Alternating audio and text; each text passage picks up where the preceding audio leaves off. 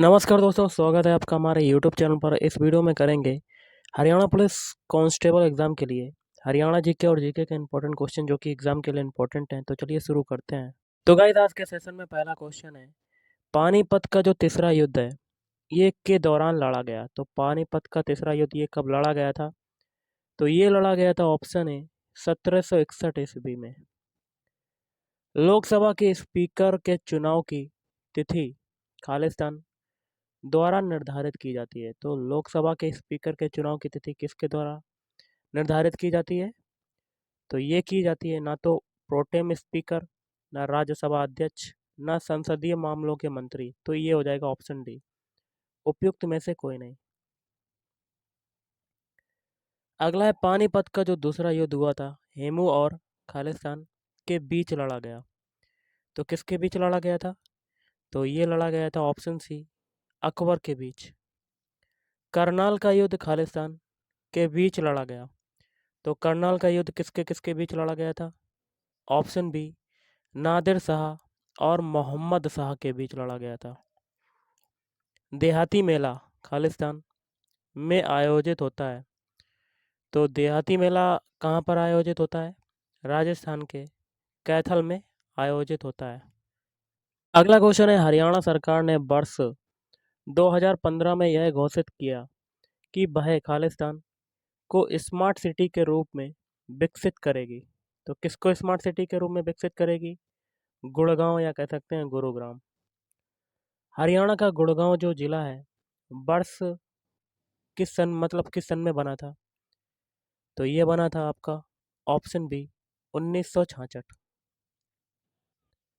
अगला, शिवालिक की पहाड़ियाँ खालिस्तान के जिले में नहीं पाई जाती हैं।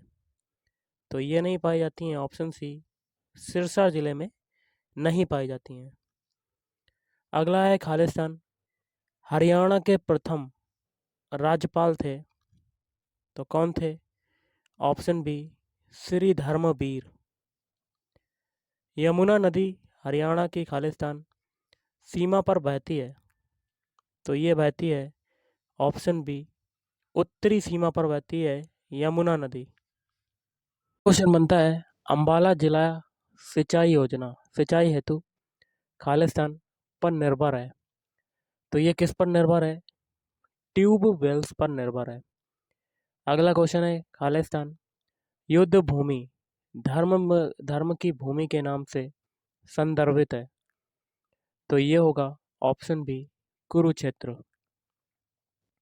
खालिस्तान के उत्पादन में हरियाणा का प्रथम स्थान है। तो मशरूम उत्पादन में हरियाणा का प्रथम स्थान है। हरियाणा में किस जिले का जनसंख्या घनत्व सर्वाधिक है? तो ये होगा ऑप्शन सी, फरीदाबाद।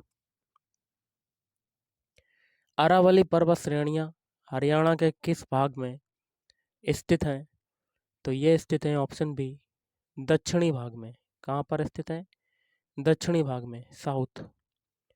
हरियाणा में अंतरजातीय विवाह के लिए नकदी पुरस्कार है। तो ये है 2.5 लाख रुपए।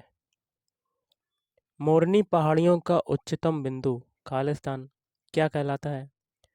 तो ये कहलाता है कारोहो चोटी। HUHM का अर्थ क्या होता है? तो ये होता है हरियाणा अर्बन हेल्थ मिशन। गुजरी महल खालिस्तान में स्थित है। तो ये कहाँ पर स्थित है? ऑप्शन बी, हिसार में स्थित है। हरियाणा संस्कृत अकादमी द्वारा प्रकाशित मासिक पत्रिका का निम्नलिखित में से कौन सा नाम है?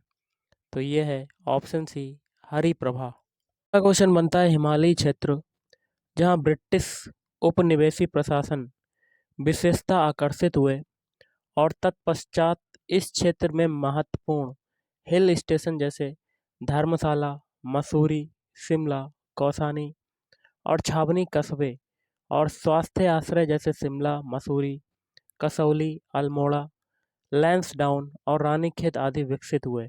यहाँ संदर्भित क्षेत्र हैं। तो ऑप्शन सी, शिवालिक श्रेणी। सहारा मरुस्थल के संबंध में निम्नलिखित में कथन पढ़िए और कोट से आपको बताना कि क्या सही है। ऑप्शन बी, केवल दूसरा वाला। तो इसका दूसरा सही है। इसका क्षेत्रफल संपूर्ण भारत के 2 गुने से भी ज़्यादा है। महाभारत के खालिस्तान अध्याय में भगवद गीता है। तो ऑप्शन सी 18वें। पर्यावरण सुरक्षा अधिनियम जो है ये कब लागू हुआ? तो ये लागू हुआ था, ऑप्शन है 1986 में। निम्नलिखित में से सही युग्म चुनिए। तो इसमें से सही युग्म कौन सा होगा? केवल एक। सलाल जल विद्युत, ये हो जाएगा जम्मू कश्मीर परियोजना। विश्व निवेशक शिखर सम्मेलन खालिस्तान में हुआ। तो ऑप्शन सी 8 मार्च 2013 को।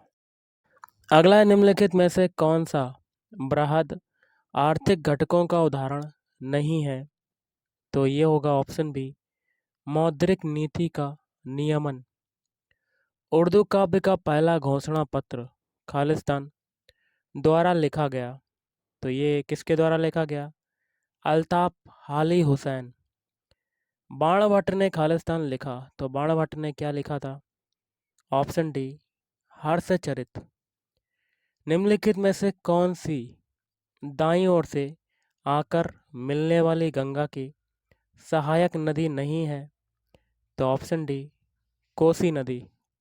अगला है, निम्न भगवद गीता के अनुसार भगवान के साथ जुड़ने का दूसरा मार्ग क्या है? तो ये है ऑप्शन डी ज्ञान। आंग्ल मैसूर युद्ध के दौरान निम्नलिखित घटनाएं पढ़िए, और ये जो घटनाएं हैं इसमें से आपको बताना है कि कौन सा सही नहीं है। तो ऑप्शन सी वाला हो जाएगा तीसरा और चौथा, बाकी के 2 सही हैं। जैसे कि पहला है, टीपू सुल्तान ने मलबार तट से ब्रिटिशों के साथ चंदन और काली मिर्च के निर्यात को रोक दिया। उसने फ्रांसीसियों से संबंध बनाए रखे और नेपोलियन से सहायता प्राप्त करने का प्रयास किया। 73वें संविधान संशोधन अधिनियम के आधार पर हरियाणा पंचायती राज अधिनियम पहली बार खालिस्तान में पारित किया गया। तो 1994 में पारित किया गया। किसे भारत की संविधान सभा का अस्थायी अध्यक्ष नियुक्त किया गया? तो ऑप्शन बी डॉक्टर सच्चिदानंद सिन्हा को। अगला है, प्रकाश का त्यौहार है। तो प्रकाश का त्यौहार कौन सा होता है? Option B Deepawali. वह फसल जो जून में वर्षा के आरंभ के समय बोई जाती है और नवंबर माह में काटी जाती है, वह खालिस्तान कहलाती है। तो वो कहलाती है ऑप्शन सी खरीफ।